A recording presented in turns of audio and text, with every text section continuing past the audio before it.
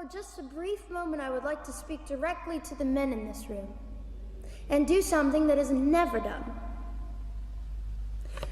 Men, you are made for greatness. You are made to stand up and be men. You are made to defend women and children, not stand by and turn your head when you know murder is occurring and do nothing about it. You are not made to use women and leave us alone. You are made to be kind and great and gracious and strong and stand for something. Because men, listen to me, I am too tired to do your job. I tell you these things because, listen, ladies and gentlemen, we are in an interesting battle, whether we realize it or not, in this world. It is a battle between life and death. What side are you on?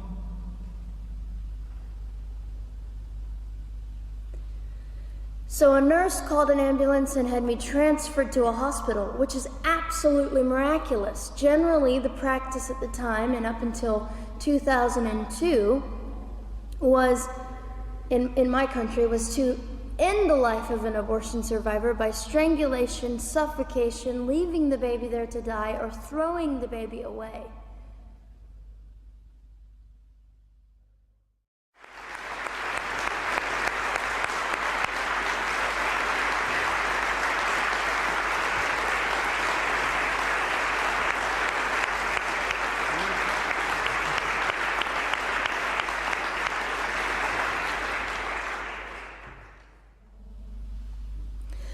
I'm adopted, and my biological mother was 17, and so was my biological father.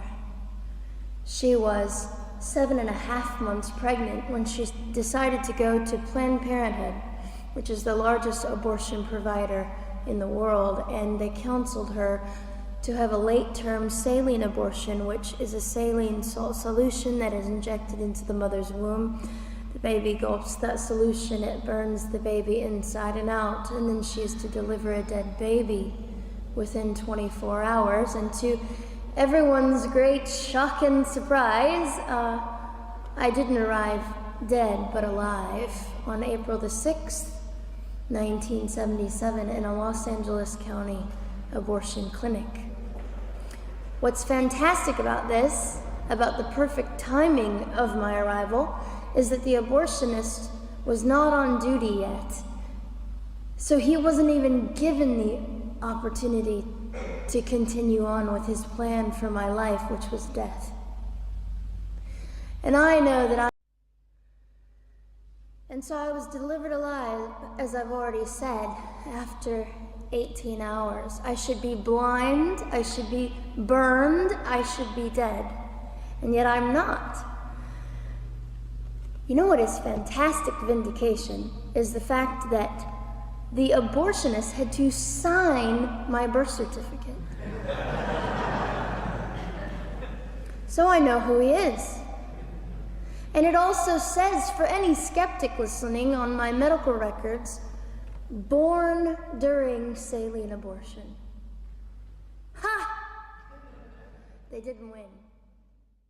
I say, you didn't get me. The silent Holocaust didn't win over me. And my mission, ladies and gentlemen, among many things, is this: to infuse humanity into a debate that we have just compartmentalized and set on a shelf and said it is an issue.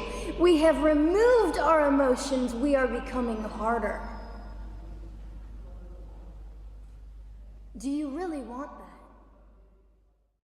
So after I was placed in the mean home, I was taken out of the mean home and placed into another home, a beautiful home, Penny's home. And she said by this time I was 17 months old, 32 pounds of dead weight, and diagnosed with what I considered to be the gift of cerebral palsy, which was caused directly by the lack of oxygen to my brain while I was trying to survive.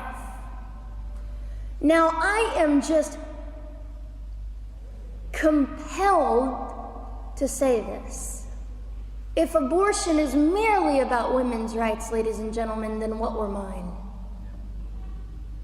There was not a radical feminist standing up and yelling about how my rights were being violated that day. In fact, my life was being snuffed out in the name of women's rights.